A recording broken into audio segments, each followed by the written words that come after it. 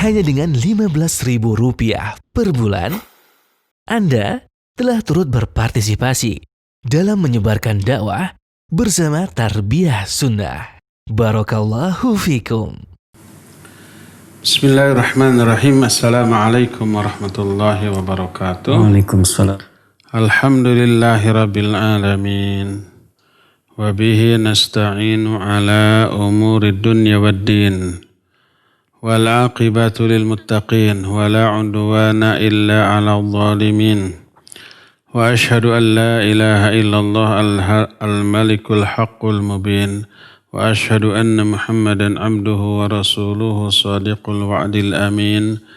Wassalatu wassalamu ala ashrafil anbiya'i wal mursalin wa ala alihi wa ashabihi ajma'in. Wa man tabi'ahum bi ihsanin ila yaumiddin wa ba'd. Alhamdulillah kita kembali berjumpa dalam pembahasan kitab Riyadhus Shalihin. Kita sudah memasuki bab fadlus salawat, bab keutamaan salat. Sudah diterangkan beberapa hadis yang menjelaskan salat itu sebagai penghapus dosa. Digambarkan seperti di hadapan rumah seseorang ada air, sungai yang jernih, yang mengalir deras. Kemudian penghuni rumah itu mandi di kali tersebut, sungai tersebut 5 kali dalam sehari. Tak tersisa satu kotoran pun pada dirinya. Demikian juga sholat menghapus kesalahan dan dosa yang dilakukan orang itu, itu bersih kembali dengan sholat. Kita teruskan ke hadis yang ketiga dalam bab ini. Diterima dari Abdullah bin Mas'ud radhiyallahu an. Anna rajulan asaba min imra'atin qiblatan fa'atan nabiy alaihi salatu wassalam fa'akhbarah fa'anzalallahu ta'ala wa aqimis salata tarafain nahar wa zulafan minal lail innal hasanati yudhibnas sayyi'at faqala rajul ali hadha qala li jami' ummati kullihim. Muttafaqun alaih. Kata Abdullah bin Mas'ud, ada seorang laki-laki yang telah mencium seorang wanita. Wanita ini bukan istrinya, wanita lain yang bukan mahramnya, dan itu dosa besar.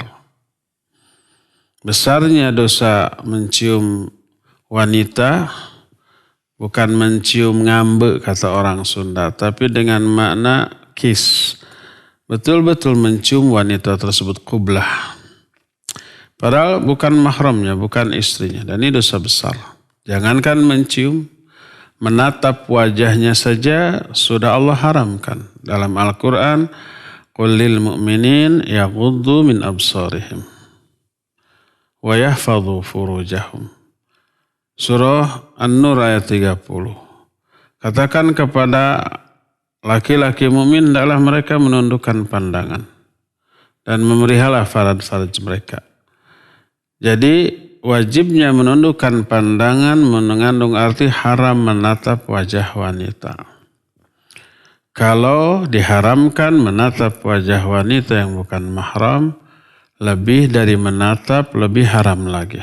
Seperti menyentuhnya, apalagi menciumnya atau memeluknya. Ridho atau tidak ridho si wanita tersebut, tetap Allah haramkan. Ayat 31-nya kepada wanita mukminah. Surah An-Nur 31. Qul lil mu'minati yaghdudna min absarihinna. Katakan kepada wanita-wanita mukminah, mereka pun hendaklah menundukkan pandangan-pandangan mereka. Haramlah memandang wajah lawan jenis yang tidak halal baginya, yang haram baginya. Apalagi lebih dari itu, menyentuhnya atau apalagi menciumnya. Maka ini dosa besar. Seorang laki-laki mencium seorang wanita. Lalu dia mendatangi Nabi alaihi salatu wassalam dan menceritakan hal itu. Menceritakannya bukan dalam rangka bangga terhadap dosanya, tapi meminta solusi atau disebutnya istifta, meminta fatwa. Apa yang harus dia lakukan untuk bertobat sebagai penghapus dosa tadi. Fa'anzalallahu ta'ala, lalu Allah Azza wa Jalla menurunkan ayat yang terdapat dalam surah Hud. Ayat 114 Allah berfirman, wa aqimis shalah tarafain nahar wa zulafan minal lail. Dirikan olehmu salat di kedua tepi siang. Maksudnya subuh dan asar. Wa zulafan minal lail, dan di awal malam, maghrib dan isya. Innal hasanati yudhibnas sayyiat, karena kebaikan-kebaikan itu bisa menghapus dosa-dosa. Jadi Nabi alaihi salatu wasallam memfatwakan kepada orang itu sebagai bentuk tobatnya yang bisa menghapus dosa perbuatannya tadi untuk mendirikan sholat dengan sebenar-benarnya. Lalu dikatakan kebaikan tersebut menghapus dosa. Berkata laki-laki tersebut, Ali hadza, apakah ini hanya untukku? Maka dijawab, li jami ummati kullim. Enggak. Ini berlaku untuk seluruh umatku semuanya. Hadis ini muttafaqun alaih. Diriwayatkan oleh Imam Bukhari dalam kitab sahihnya, juga Imam Muslim dalam kitab sahihnya. Imam Muslim dalam kitab sahihnya mencantumkan hadis ini pada nomor hadis 2763. Sanad hadis ini sahih. Jadi hadis ini menceritakan ada seorang laki-laki, dan laki-laki ini Muslim. Berarti dia sahabat Nabi SAW. Satu pribadi yang merupakan salah satu dari anggota masyarakat terbaik sepanjang masa. Ternyata melakukan sebuah dosa yang tidak kecil, yaitu besar. Apa dosa besarnya? Mencium seorang wanita yang bukan mahramnya. Tapi kemudian dia bertaubat dari hal itu, datang kepada Nabi SAW untuk memperoleh petunjuk tentang apa yang harus dilakukan untuk menghapus dosa tadi. Lalu menurunkan, Allah Azza wa Jalla menurunkan ayat ini. Ayat yang terdapat dalam ayat nomor 114 dari surah Hud, yaitu tegakkan sholat di kedua tepi siang, yaitu subuh dan sampai asar, dan di awal malam, yaitu maghrib dan isya, ya. Karena semua kebaikan berupa menegakkan sholat tadi bisa menghapus dosa dan kesalahan. Orang itu menyatakan, apa ini khusus untukku? Dijawab tidak. Itu berlaku bagi seluruh umat muslim. Di setiap tempat dan di setiap zaman. Tentu saja termasuk di zaman kita, berlaku untuk kita sekalian. Dari hadis ini ada beberapa faedah. Faedah pertama, adamu wujubil haddi fil qiblah wal lamsi wa nahwihima. Hadis ini menerangkan tidak wajibnya menegakkan hukuman bagi orang yang mencium atau menyentuh seorang wanita. Berbeda dengan zina. Kalau zina ada hukumannya, itu apa? Rajam. Berbeda juga dengan mabuk. Kalau mabuk ada hukumannya, yaitu di apa? Dicambuk. Berbeda juga dengan umpamanya mencuri. Kalau yang mencuri hukumannya hadnya adalah di apa? Dipotong kedua tangannya. Adapun mencium seorang wanita tidak ada hukuman tertentu. Tapi itu sebuah dosa apa? Dosa besar. Tapi selama pelakunya tobat dari hal tersebut, maka tidak ada ta'zir. Tidak ada sanksi di dunia dari penguasa. Berbeda dengan umpamanya mencuri, mau tobat mau tidak, hukumnya tetap potong tangan. Berbeda dengan zina, mau tobat mau tidak, tetap saja dirajam.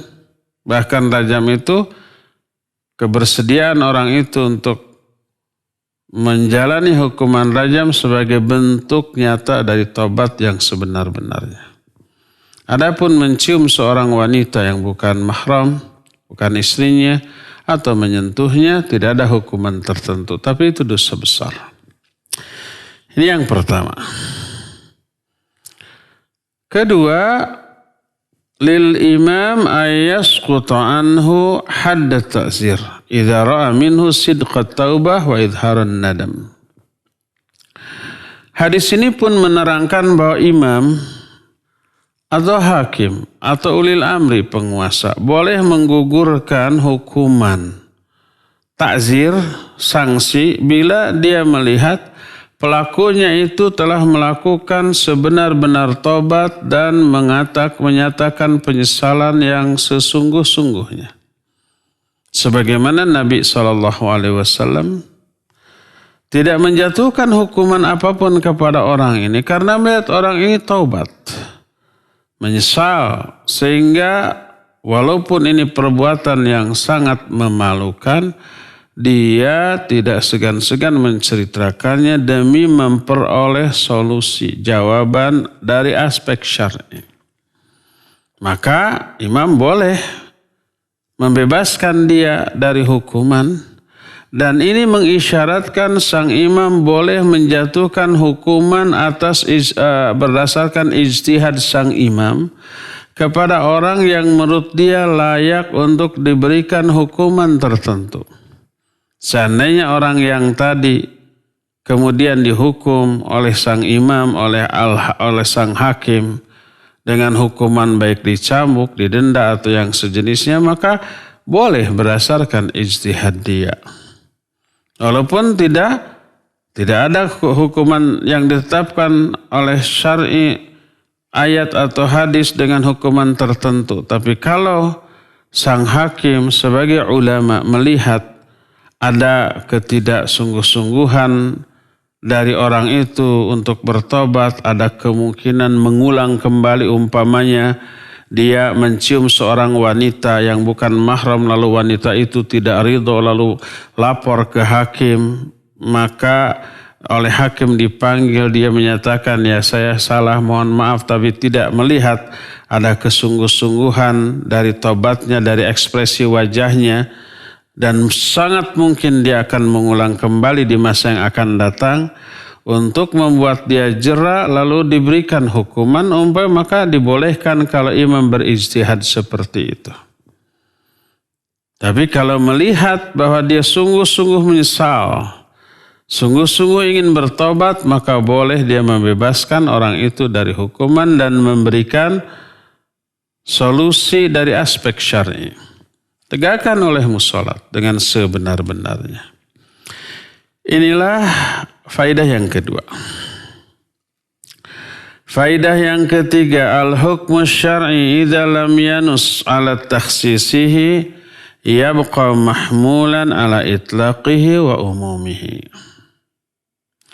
Hadis ini pun menerangkan bahwa hukum syariat bila tidak ada nas yang mengkhususkan pemberlakuan aturan untuk seseorang, maka nas tersebut berlaku secara umum bagi siapapun. Seperti yang dijelaskan dalam hadis ini, seorang mencium wanita yang bukan mahramnya lalu diberikan solusi, dirikan sholat, maka itu akan menghapus dosanya. Orang itu bertanya, itu khusus untukku? Dijawab tidak, ini berlaku umum bagi semua umat. Dan memang hukum asal dari semua ayat dan hadis demikian, berlaku umum. Kecuali kalau ada nas yang mengkhususkannya, maka barulah itu berlaku khusus. Tidak hanya aspek hukum yang berkaitan dengan muamalah dengan sesama manusia, termasuk juga yang berkaitan dengan Allah Azza wa Jalla. Sebagaimana pernah ketika Nabi SAW berkumpul dengan para sahabatnya, tiba-tiba dari balik punggung seorang sahabat muncul anak kecil, diambil oleh bapaknya tersebut, ya, dicium, kemudian diletakkan di atas pangkuannya, ditatap, diusap, dielus, kelihatan sayang kepada anaknya. Kata Nabi SAW, atuhibbu, kamu mencintainya? Maka sang bapak menjawab, ya Rasulullah, ahabbakallah kama ahbabtuhu. Wahai Rasulullah, semoga Allah mencintai engkau sebagaimana aku mencintai anakku ini. Artinya sangat besar cinta dia kepada anaknya. Esok harinya sebagaimana biasa, Nabi dan para sahabat ngumpul. Sahabat yang kemarin bawa anak itu tidak ada. Wujud perhatian Nabi SAW kepada sahabat-sahabatnya. Ditanyakan, mana sahabat yang kemarin saya tanya? Kata sahabat lainnya, wahai Rasulullah, anak yang engkau lihat kemarin meninggal. Dan bapaknya sekarang sedang berduka. Mendengar itu Nabi SAW bangkit berdiri mau bertakziah. Para sahabat ngabring, ngalut ngabandalut, ngabring pairing-iring bersama Nabi SAW, mendampingi beliau melayat anak yang meninggal tersebut, bertakziah ke keluarganya. Didapatinya orang itu sedang berduka, sedang bersedih. Kebayang seorang yang kehilangan anak yang sedang lucu-lucunya. Orang Sunda bilang kerja di kembang buruan. Kembang itu bunga, buruan itu halaman. Ibarat bunga di halaman, menyejukkan mata, mengharumkan suasana dan seterusnya. Itu ungkapan anak yang lucu yang menjadi penghibur, pembahagia kedua orang tua. Mati itu anak. Sedih. Lalu Nabi SAW menghibur dengan hiburan yang efektif dan efisien. Diberi pertanyaan ringkas, dijawab dengan jawaban yang singkat tapi mampu menghilangkan kesedihan. Kata Nabi SAW, bagaimana pendapatmu? Mana yang lebih kamu suka? Ayyuhuma ahabbu ilaik. Mana yang lebih kamu sukai? Anak itu hidup terus, panjang usia, engkau bisa bersenda gurau, bercengkrama, bermain-main dengannya seumur hidupmu, atau anakmu pergi mendahuluimu, menunggumu di pintu surga untuk menyambutmu kelak masuk surga. Mana yang lebih engkau sukai? Orang itu menjawab, ya Rasulullah, kalau anakku pergi mendahuluiku, menungguku di pintu surga untuk kemudian kelak menuntunku masuk surga, itu lebih aku sukai daripada anakku hidup panjang umurnya. Kalau hidup panjang umur kan belum tentu soleh, belum tentu iman dengan sebenarnya, belum tentu langsung masuk surga, belum tentu menyelamatkan ayahnya menuntun ke surga, kan belum tentu begitu ya. Kalau ini sudah pasti meninggal ketika kecil belum balik, kemudian menunggu di pintu surga. Kata orang itu, ya Rasulullah, kalau dia pergi mendahuluiku, menungguku di pintu surga, kemudian menuntunku kelak masuk surga, lebih aku sukai. Apa kata Nabi SAW? Demikianlah anakmu sekarang. Anakmu menunggumu di pintu surga. Kelak anak akan menuntunmu masuk ke dalam surga. Maka hilanglah kesedihan orang itu seketika. Mengetahui, meyakini anaknya bahagia di sana. Meninggalnya anaknya, perginya anaknya, mendahulunya, ternyata dalam keadaan berbahagia dan akan membahagiakan dia sebagai ayah. Bertanyalah seorang sahabat, ya Rasulullah, ala ahadha khasan lah aulikullina. Wahai Rasulullah, apa ini khusus untuk dia atau berlaku untuk kita semua? Menjawab Nabi SAW, bal likullikum, bahkan ini berlaku untuk kalian semua. Berlaku bahwa bagi seluruh umat Islam, siapa yang ditinggal mati oleh anak yang masih kecil, belum baligh, sedang lucu-lucunya, maka anak itu menunggu orang tuanya di pintu surga. Dan kelak dia akan menuntun kedua orang tuanya masuk ke dalam surga. Rahmat yang sangat besar bagi Allah, bagi manusia dari Allah Azza wa Jalla. Ya. Jadi sebuah nas itu berlaku umum selama nas tersebut tidak mengandung makna pengkhususan bagi personal tertentu atau orang tertentu. Inilah faedah yang ketiga. Termasuk di dalam hadis ini dikatakan, apakah ini khusus untukku ya Rasulullah? Dijawab tidak. Ini berlaku bagi semua umatku, semuanya. Faedah yang keempat dari hadis ini, iqamatus shalah kafaratun lidzunub. Hadis ini pun menjelaskan bahwa menegakkan sholat merupakan kifarat bagi dosa-dosa. Kifarat itu apa? Penghapus dosa-dosa. Sholat itu menghapus dosa. Jangankan sholatnya, dari sejak wudunya saja sudah menghapus dosa. Sholat tidak sah tanpa wudu. Wudu sah nggak tanpa sholat? Sah kalau umpamanya jam segini kita berwudu saja tapi tidak sholat ya nggak masalah. Tidak dosa. Dapat pahala? Dapat pahala dari wudunya. Tidak hanya dapat pahala juga menggugurkan dosa. Ketika kita mencuci wajah, berguguranlah dosa-dosa di wajah itu bersamaan dengan bergugurannya air wudu. Ketika kita mencuci tangan, berguguranlah dosa-dosa dari tangan bersamaan dengan berjatuhannya air wudhu dari tangan. Begitu seterusnya tuh. Tidak sah sholat tanpa wudhu. Sah wudhu walaupun tidak akan sholat. Tapi kalau wudhu aja nggak sholat, zuhur, asar, maghrib, isya, dosa besar. Ngapain wudhu kalau nggak sholat fardu ya? Nah, jadi sejak wudunya saja itu sudah menghapus dosa, apalagi sholatnya. Mana yang lebih utama, sholat apa wudu? Jelas sholat lebih agung daripada wudu. Kalau wudu saja menghapus dosa, apalagi sholat. Ya, sholat itu kifarat. Ini adalah faedah yang kelima. Faedah keenam. Itu faedah keempat. Sekarang faedah yang kelima. Faedah kelima menyatakan hadis ini menerangkan bahwa tidak boleh merasa malu untuk sebuah kebenaran. Allah saja tidak malu. Innallaha la yastahi minal haqq. Allah itu tidak pernah merasa malu dari kebenaran. Kalau dalam menyampaikan kebenaran nggak boleh merasa malu. Sekalipun itu aib untuk dirinya yang harus ditutup ya.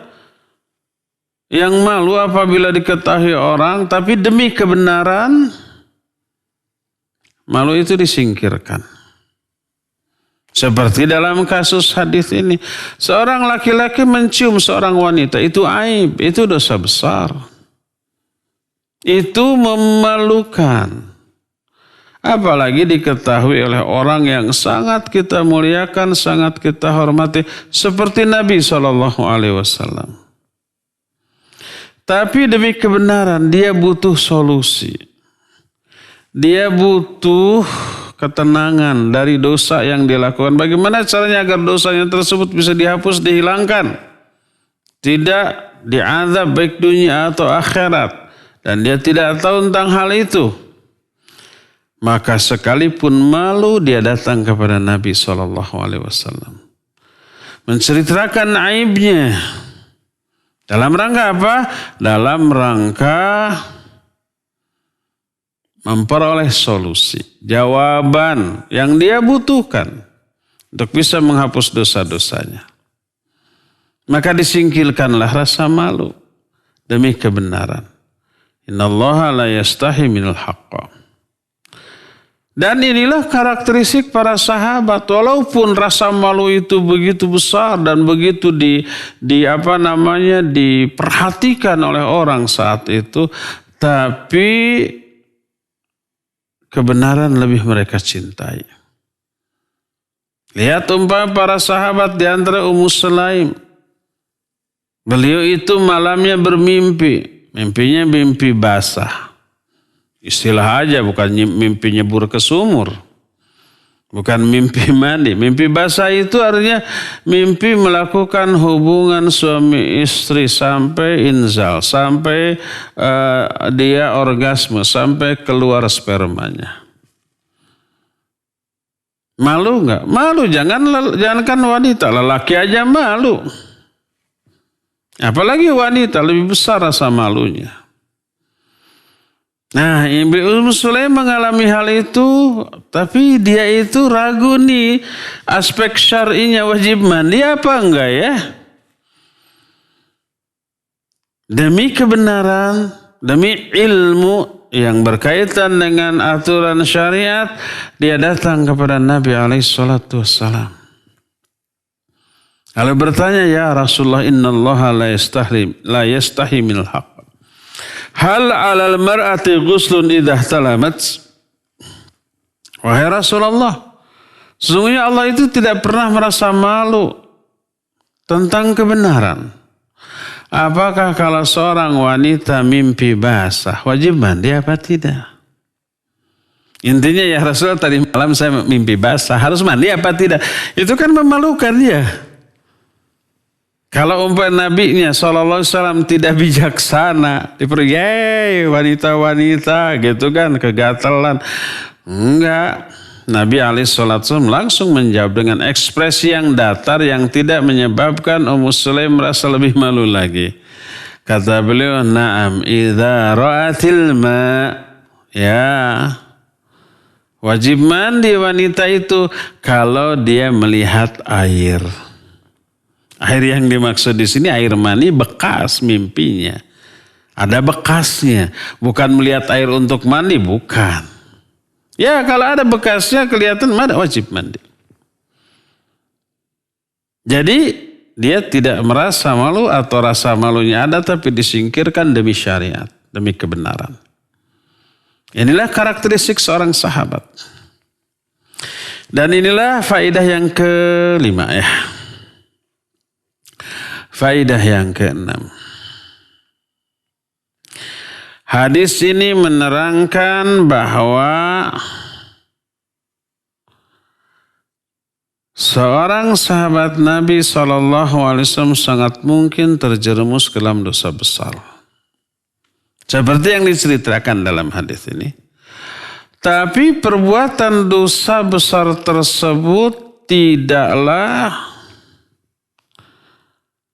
bertolak belakang dengan status ketakwaan seseorang. Orang bertakwa itu bukan orang yang tidak pernah melakukan dosa dan kesalahan. Tidak ada. Tidak ada manusia yang maksum selain Nabi SAW. Sesoleh apapun manusia, setakwa apapun pasti berbuat salah.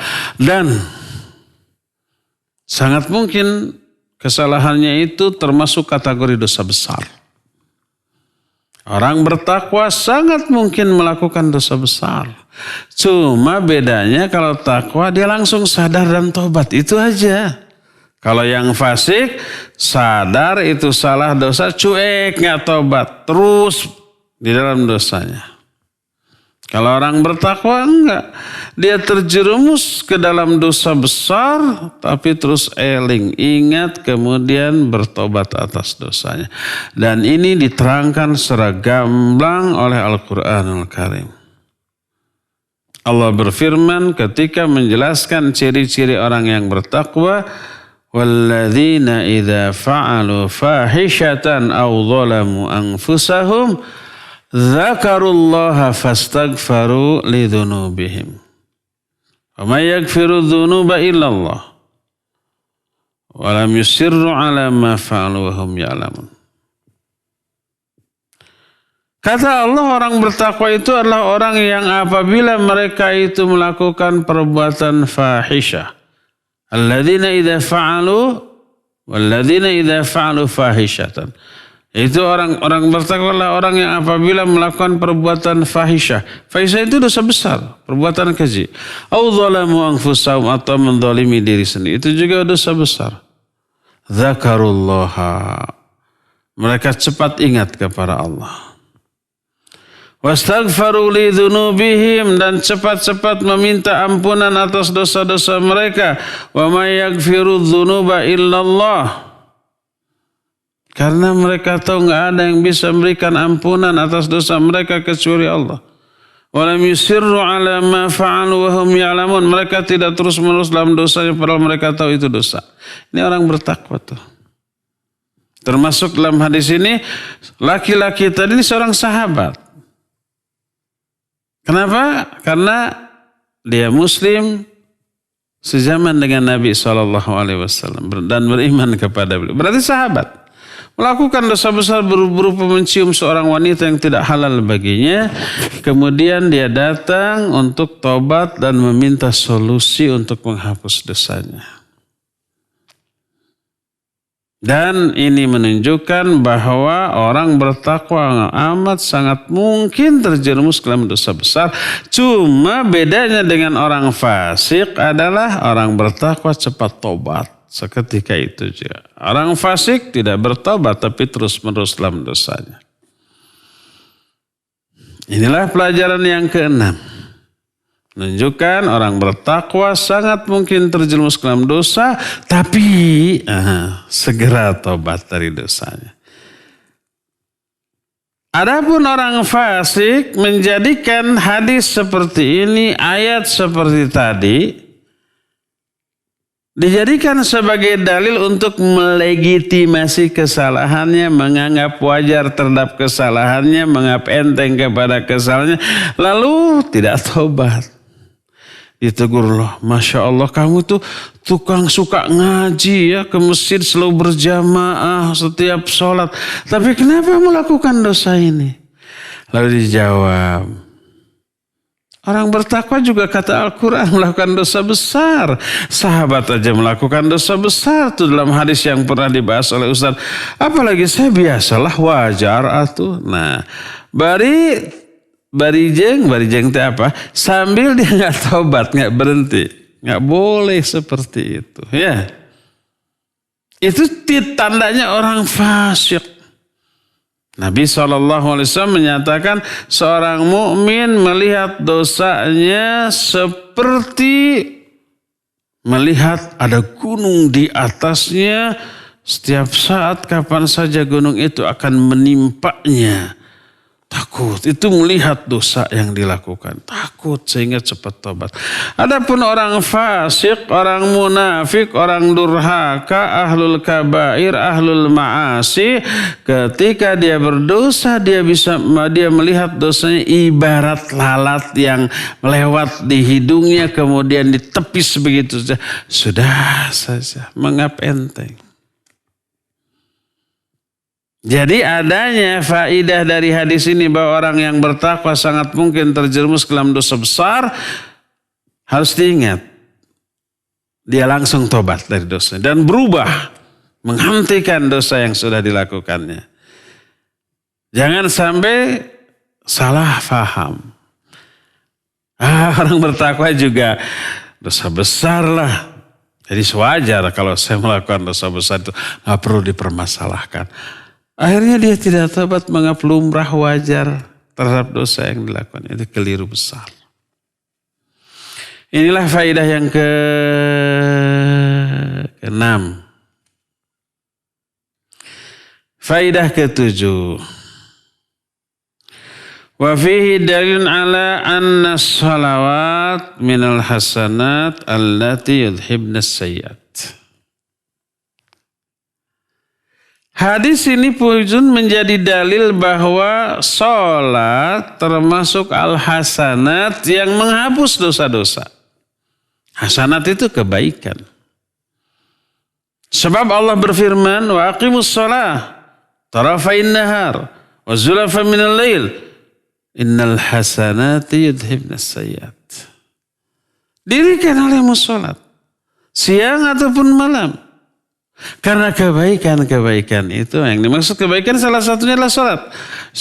Bisa menghapus dosa-dosa dan kesalahan.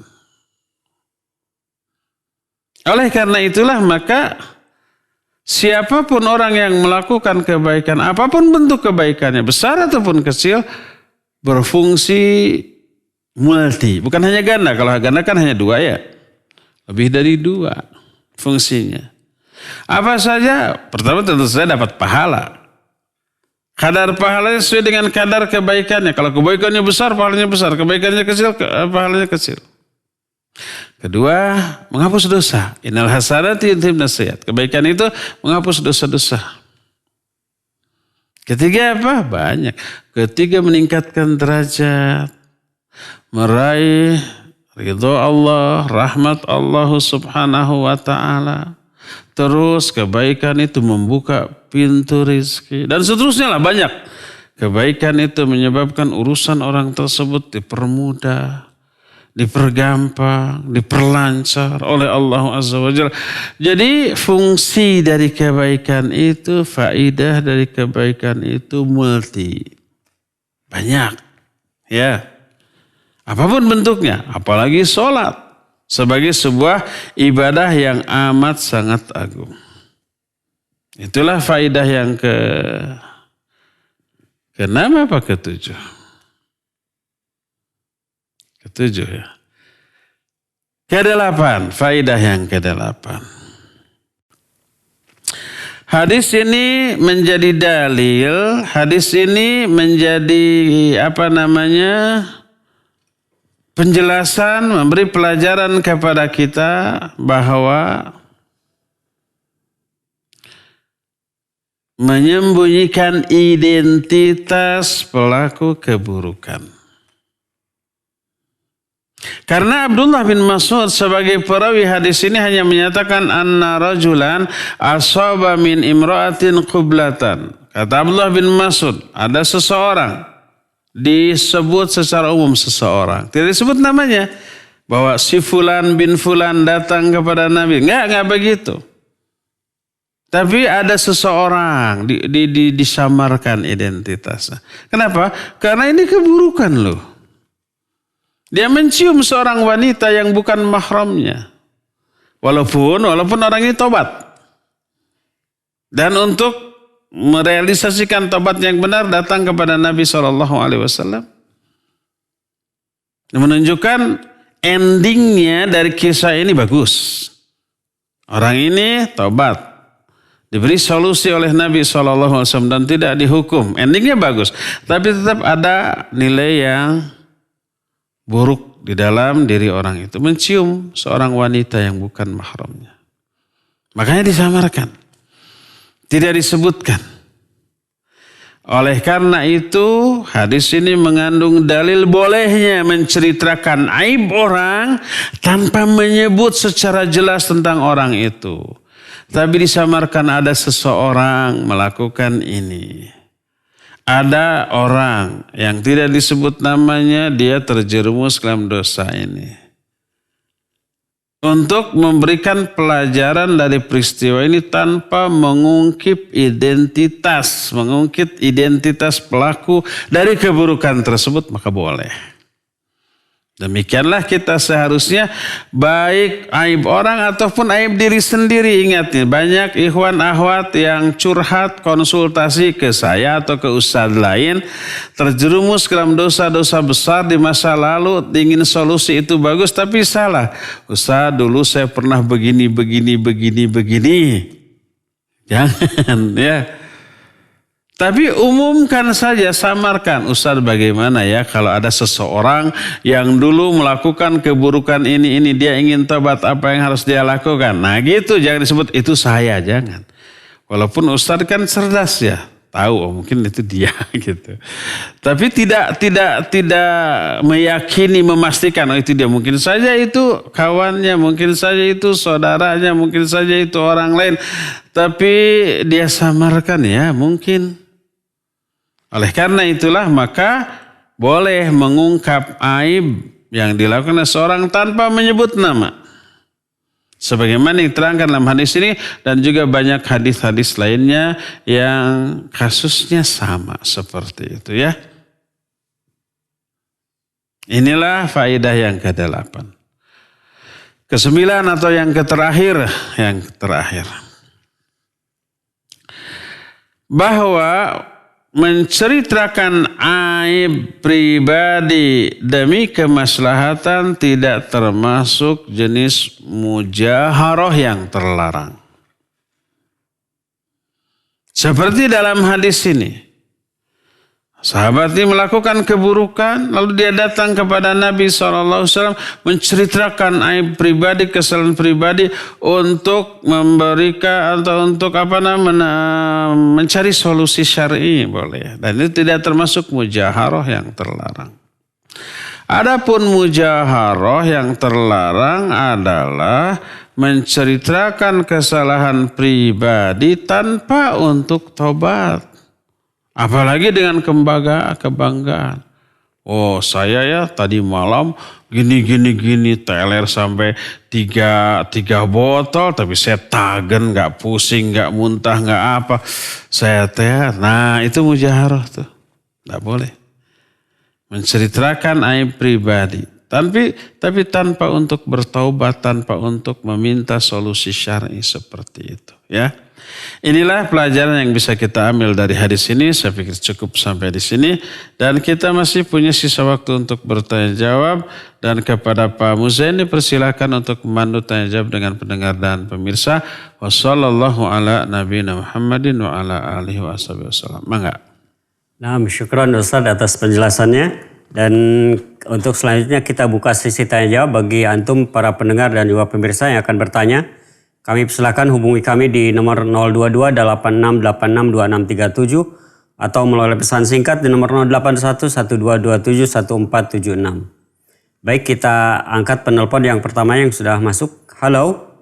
Halo, Assalamualaikum warahmatullahi wabarakatuh. Assalamualaikum warahmatullahi wabarakatuh.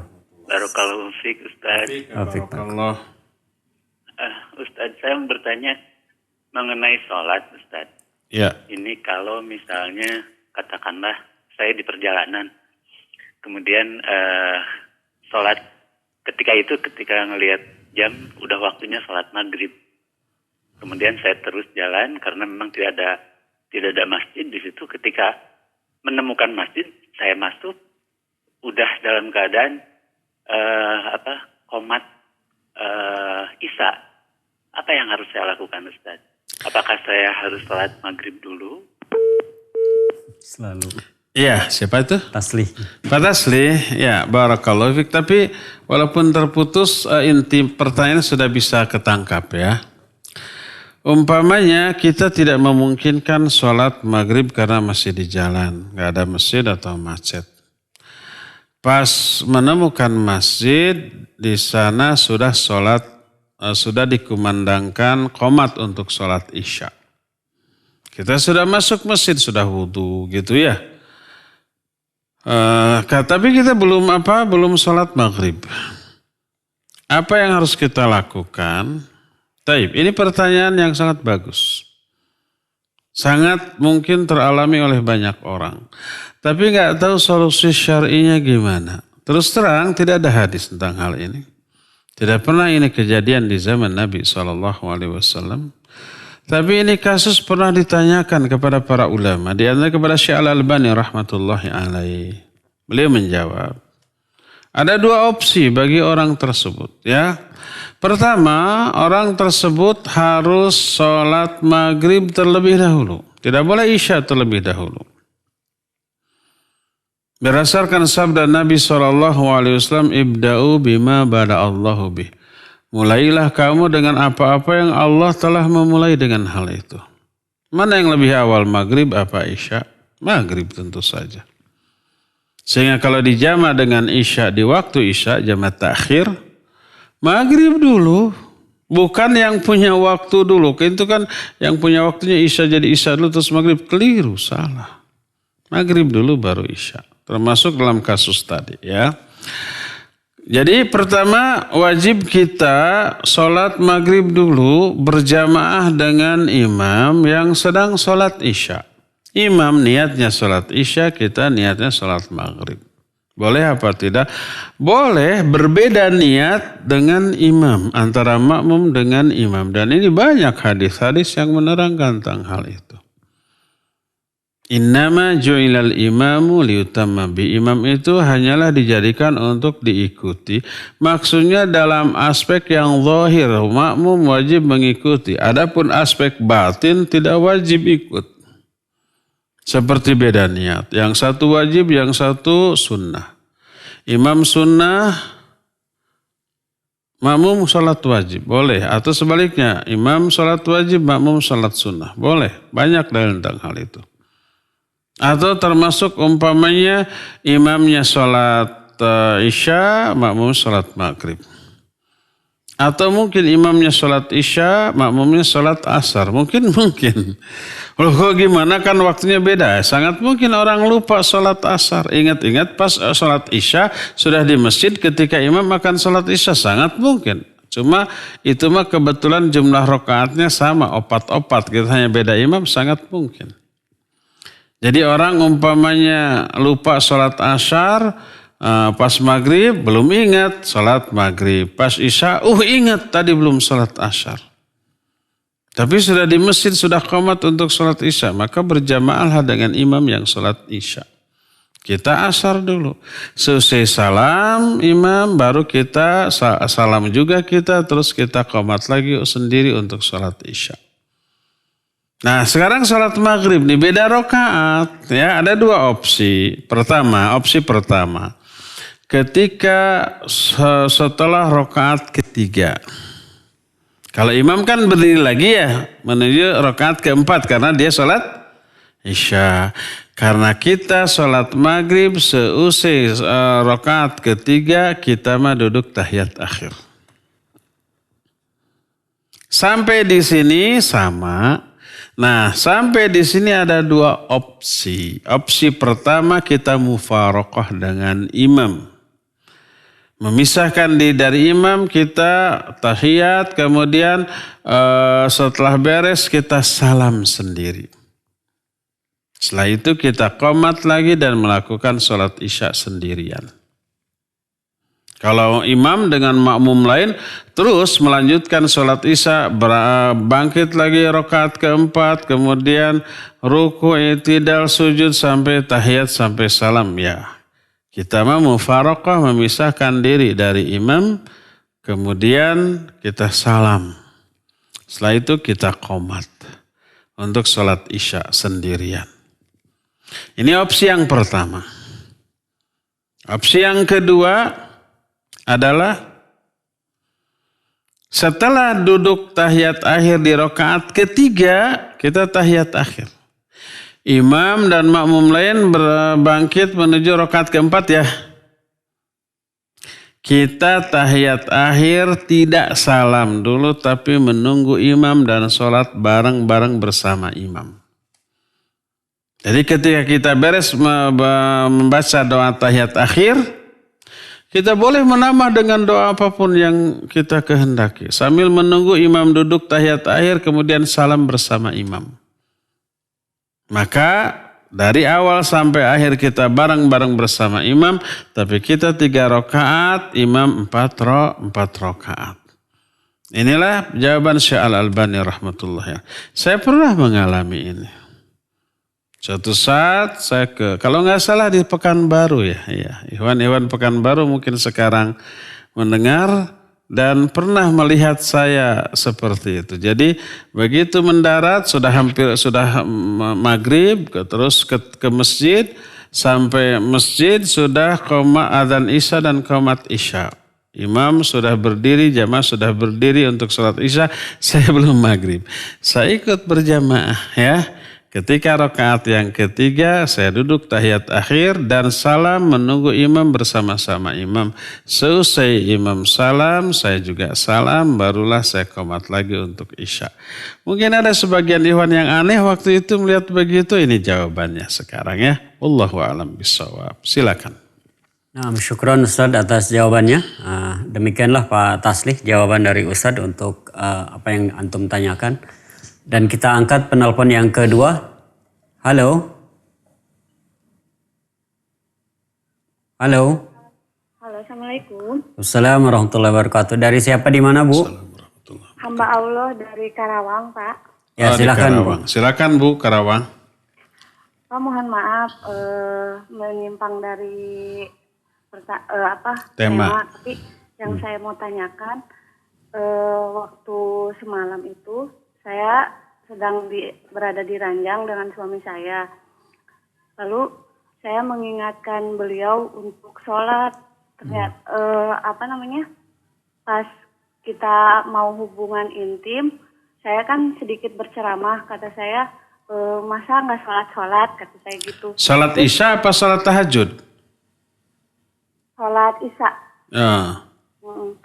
Masa kata saya, kan suami saya belum sholat. Terus saya ceramah saat saya mau melakukan hubungan intim. Saya ceramah sedikit, kata saya, masa belum sholat isya, kata saya gitu. Terus beliau menghentikan percakapan tersebut dan beliau marah. Apakah saya berdosa, Ustadz? Karena beliau menginginkan untuk berhubungan intim, sementara saya malah menceramahi beliau. Sudah? Sudah. Taib. Silakan tutup. Iya, barakallahu fiik. Hamba Allah di Kerawang ya. Semoga suaminya juga mendengar. Jadi malam suaminya belum sholat isya. Malah ingin mengajak istrinya untuk melakukan hubungan. Oleh istrinya disuruh sholat isya dulu. Tapi dia malah marah. Dan nggak jadi hubungannya kalau sudah ilfil, bahasa anak muda sekarang sudah ilfil, sudah hilang moodnya, marah ya sudah akhirnya ya. Cuma tidak diceritakan apakah terus sholat isya gitu terus tidur atau gimana. Taib. Saya ingin merinci peristiwa ini dengan mengungkit beberapa alternatif kemungkinan ya. Pertama, kalau suami tersebut belum sholat isya atau mengajak sholat isya itu memang ba'da maghrib. Jadi suami ba'da sholat maghrib habis dari masjid ingin melakukan hubungan dengan istrinya, maka boleh. Istri tidak boleh menolak, haram menolak. Nanti aja habis isya, masa sebelum sholat isya. Gak masalah karena isya belum azan. Dan waktu ba'da maghrib sampai isya kan cukup ya. Tergantung orangnya kita. Tapi umumnya cukup. Untuk melakukan hubungan dan selesai sebelum isya, nanti mandi lalu isya ke masjid lagi, maka istri tidak boleh menolak. Menolaknya haram dan dosa besar. Ya, ini alternatif pertama. Apa yang harus dilakukan si istri? Wajib tobat meminta maaf kepada suaminya. Menyenangkan, membujuk, merayu suaminya dan seterusnya agar ridho kembali kepada istri. Ini alternatif pertama. Alternatif kedua sekarang, suami belum sholat isya karena dia baru pulang kerja. Pulangnya umpamanya sudah beres sholat isya di masjid 7:30 atau jam 8. Ya istirahat dulu, dia belum sholat isya dulu karena memang terlambat tidak ke masjid. Ya, ke masjid juga percuma, sudah bubar mungkin sudah dikunci. Nah, dia istirahat, ketika istirahat dia ingin melakukan hubungan dulu dengan istrinya. Nanti mandi, sekalian mandi, seger, baru sholat isya. Suaminya tidak salah, suaminya benar. Lalu istrinya menolak sholat isya dulu, itu hak Allah yang harus ditunaikan. Maka istri tersebut dosa, tidak boleh menolak. Karena apa? Karena suami secara syar'i tidak salah. Karena dia untuk ke masjid sudah terlambat. ya. Dia masih capek, ingin rebahan dulu. Ketika rebahan syahwatnya muncul, melihat penampilan istri yang menggiurkan, lalu dia berhasrat melakukan hubungan, wajib dipenuhi dulu. Karena nanti seusai itu baru sholat, biar khusyuk sholatnya. Lebih baik ya ingat sholat ketika berhubungan dengan istri daripada ingat hubungan dengan istri di tengah-tengah sholat. Jangan tolak. Isya dulu gitu, nanti setelah isya baru gitu. Jangan. Karena boleh bagi dia mengakhirkan sholat isya. Karena terlambatnya sholat berjamaah karena ada uzur tadi. Dan memang pada asalnya sholat isya itu afdolnya diakhirkan. Kalau sudah tidak memungkinkan melakukan sholat berjamaah di masjid, ya. Jadi tidak boleh menolak keinginan suami. Layani dulu, setelah itu mandi baru sholat. Ini yang kedua, alternatif yang kedua.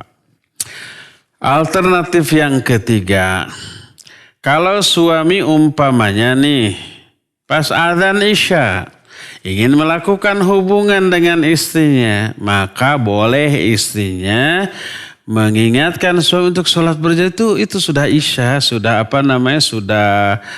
azan. Lebih baik sholat isya dulu, karena melakukan sholat isya berjamaah di masjid hukumnya wajib bagi laki-laki. Berbeda dengan sudah kelewat tadi ya. Ini mah belum, masih baru azan. Maka boleh seorang istri mengingatkan, berjamaah dulu, nanti pulang dari isya yuk kita melakukan hubungan. Istrinya nanti sudah isya, suaminya juga sudah isya, dan itu lebih harus diprioritaskan daripada berhubungan dengan suami istri. Maka kalau istri berbicara begitu di momen seperti itu, pas azan gitu ya, setelah azan malah mengajak hubungan, maka silakan perintahkan suami untuk sholat berjamaah terlebih dahulu. Ya. Maka boleh, maka istri tidak berdosa kalau kata-katanya baik di momen seperti tadi ya.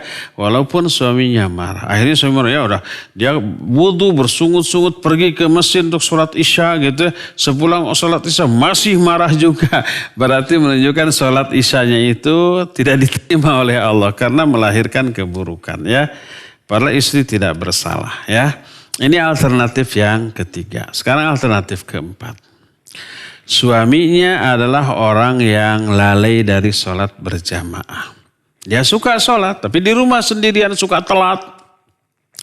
Maka memang si istri berkewajiban mengingatkan, tapi mengingatkannya harus di momen yang pas. Jangan di momen yang tidak pas. Seperti, umpamanya, suaminya biasa lalai dari sholat isya. Lalai dari berjamaah, nanti ajalah jam 9, jam 10. Padahal nggak ada uzur. Padahal bisa ke masjid. Maka hendaklah si istri mengingatkan di momen yang pas ketika adzan isya. Pas adzan isya, apa tuh ada adzan isya, ya ke masjid dulu gitu. Nah harusnya begitu. Adapun pas ketika adzan tidak mengingatkan. Tapi pas suami ada hajat ke istrinya, di momen itu diingatkan, ini nggak pas, ya marah.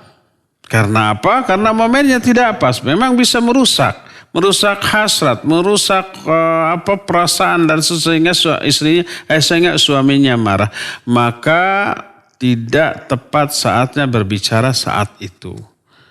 Maka hendaklah dia melayani dulu karena dia yakin suaminya nanti akan sholat isya seusai berhubungan. Mungkin ingin lebih fresh, mandi nanti, kemudian konsentrasi bisa penuh karena sudah terpuaskan syahwatnya oleh istri itu. Mungkin begitu ya. Jadi dalam momen seperti istri memang salah, keliru kalau mengingatkan suami untuk sholat pada saat suaminya menginginkan hubungan suami istri. Padahal istrinya tahu bahwa mungkin dia akan sholat nanti seusai berhubungan dengan istrinya ya. Nah demikianlah beberapa alternatif kemungkinan kondisi yang ibu tanyakan tadi. Wallahu a'lam bishawab. Silakan lagi. Nah, syukran Ustaz atas jawabannya. Kita kembali mengangkat penelpon yang ketiga. Halo. Silakan Bapak Ibu yang akan bertanya. Silakan, yang telepon sudah masuk. Halo. Waalaikumsalam. warahmatullahi. Yang agak keras Bapak, agak diangkat suaranya. Siapa Pak? Di mana? Afan Ustaz. Dengan Imal di Cigadung Ustaz. Siapa? Imal di Cigadung. Imal Cigadung, silakan. Cijantung. Ya silakan. Gini Ustaz, kan pada saat pandemi ini anak takutnya terkena syubhat gitu Ustaz. Jadi selama dari bulan Maret sampai saat ini anak itu lebih sering sholat di rumah karena masjid yang di dekat rumah anak itu masjidnya masjid umum bukan masjid kompleks dan siap orang-orang itu bebas untuk sholat di masjid itu. Nah, ketika bulan Juni ini anak sudah mulai WFO, jadi masuk kantor gitu Ustaz. Walaupun dalam seminggu itu ada 3 hari. Ketika anak di kantor, anak sholat berjamaah di masjid kantor karena posisi masjidnya itu hanya untuk lingkungan karyawan saja. Dan ketika kita mau masuk ke masjid, mau masuk ke kantor itu, ada protokoler ketat gitu ya? Ya, melalui protokol. Jadi melalui bilik disinfektan, kemudian jaga jarak, memakai masker. Nah, apakah tidak mengapa gitu Ustaz, selama anak di kantor anak sholat berjamaah, tapi ketika anak di rumah, anak sholatnya di rumah gitu Ustaz. Waktu di kantor, waktu sholat rapat safnya apa renggang? Renggang Ustaz. Taib. Membawa sejadah masing-masing gitu Taib. dan menggunakan masker. Iya. Nah, kalau di masjid yang di rumah itu posisinya masjidnya masjid umum di pinggir jalan raya. Renggang apa rapat? Renggang Ustaz. Renggang juga. Tapi pintunya itu selalu tertutup, pintu masuk ke masjid. Nah, kalau masjid yang kantor itu tidak menggunakan pintu, jadi open, terbuka terus gitu. Barangkali itu aja. Iya. Assalamualaikum warahmatullahi wabarakatuh. Waalaikumsalam warahmatullahi wabarakatuh. Pak siapa? Imal. Pak Imal di Cijantung, Cigadung ya, Jakarta. Cigadung. Jakarta apa Bandung? Cigadung, Bandung. Oh, iya. Barakallahu. Cigadung, Bandung. Buat Jakarta. Cigadung. Iya. Pada umumnya, pada dasarnya berupayalah untuk sholat berjamaah di masjid apabila aman dari penyakit, dari penyebaran virus yang sekarang sedang menyebar COVID-19 ya. Kalau ada uzur seperti itu, apalagi uzur yang membahayakan, uzur yang tidak membahayakan pun boleh tidak sholat di masjid, di rumah. Seperti umpamanya hujan atau banjir. Hujan tidak berisiko mengancam nyawa. Itu sudah boleh tidak ke masjid, di rumah. Apalagi dengan uzur yang mengancam nyawa, seperti COVID-19 ini ya. Berdasarkan ayat wala tulqu bi aidikum ila tahlukah. Jangan kamu jerumuskan dirimu ke dalam kebinasaan. Juga hadis sahih riwayat Imam Bukhari yang menyatakan firra minal mazdum firaraka minal masjid. Firaraka minal asad. Jauhi oleh kamu wabah. Orang yang terkena wabah. Seperti kamu menjauhi singa. Lari kamu. Ya, firra minal mazdum firaraka minal asad. Larilah kamu, menghindarlah kamu dari orang yang terkena wabah. Seperti kamu lari dari singa. Dan ini perintah, bernada perintah, ya. Dan ini uzur yang jauh lebih kuat daripada uzur hujan atau banjir atau yang sejenisnya, ya. Kalau ada itu maka sholat di rumah menjadi afdol. Karena melaksanakan ayat wala tulqu biaidikum ila tahluka dan hadis ini. Dalam kondisi pandemi seperti ini ya. Kecuali kalau risiko dari uzur ini bisa diantisipasi. Seperti sholat di sebuah masjid yang menerapkan protokoler kesehatan yang ketat. Orangnya tidak sembarangan, hanya penghuni kompleks. Penghuni kompleksnya sudah kita kenal orang yang sangat menjaga diri dari terpaparnya dia dari COVID-19. Ya, ketika masuk ada pengecekan suhu tubuh. Yang suhunya panas di atas normal disuruh pulang, tidak boleh. Ya, kemudian pintunya selalu terbuka sehingga tidak ada sentuhan terhadap pintu tersebut. Ya, kemudian wajib memakai masker. Yang tidak pakai masker diusir. Kemudian disediakan hand sanitizer, ya. Kemudian di dalam masjidnya ada distancing, social distancing. Jadi ada jarak, ya. Dan sudah ada fatwa dari para ulama tentang bolehnya sholat berjamaah dengan renggang karena uzur dari apa? Adanya COVID-19 ini. Dan para ulama tersebut ijtihad berdasarkan ilmunya tentang hadis-hadis yang ada tentang hal itu. Hadis yang menyuruh merapatkan saf dan seterusnya ada dari Rasul SAW. Lalu difahami oleh para ulama berdasarkan kapasitas ilmunya. Jangan sampai dibenturkan ikut hadis atau ikut ulama. Enggak bertolak belakang. Para ulama lebih tahu tentang hadis tersebut. Ya. Jadi kalau ada protokoler yang ketat dari aspek kesehatan seperti itu sehingga aman insya Allah maka silakan lakukan sholat di dalam masjid. Seperti di masjid kantor Pak Imal tadi ya. Masuk kantornya aja diperiksa semuanya. Disemprot sama desinfektan ya. Wajib pakai masker ya. Ada social distancing. Ke masjidnya juga begitu pula ya.